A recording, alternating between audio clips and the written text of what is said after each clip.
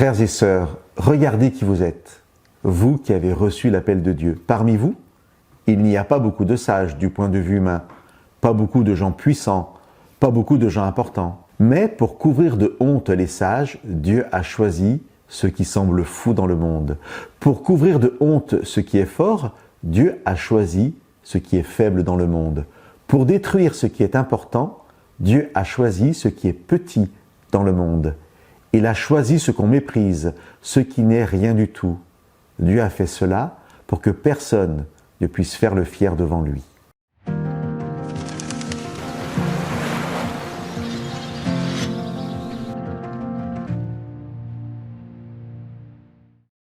C'est un privilège extraordinaire que de connaître Dieu. Il y aurait 1000 façons de justifier cette affirmation.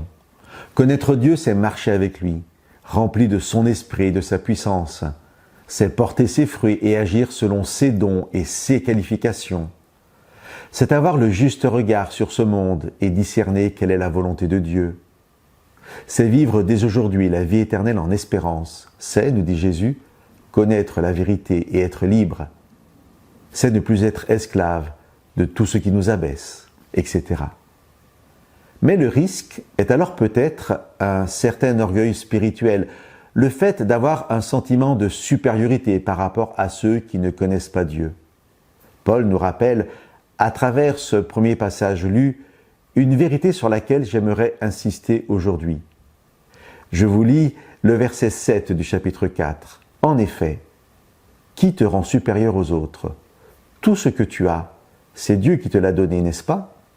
Et si tu l'as reçu, pourquoi te vanter comme si tu ne l'avais pas reçu?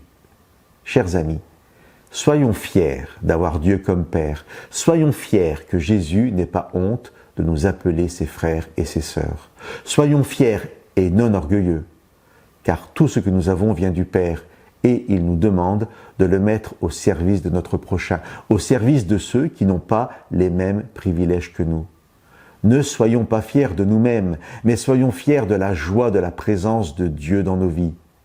Je vous laisse avec la suite du texte du chapitre 1 de cette lettre aux Corinthiens. C'est Dieu qui vous a unis à Jésus-Christ, et le Christ est devenu pour nous la sagesse qui vient de Dieu. Par lui, Dieu nous rend justes, il nous choisit pour lui et il nous libère du péché.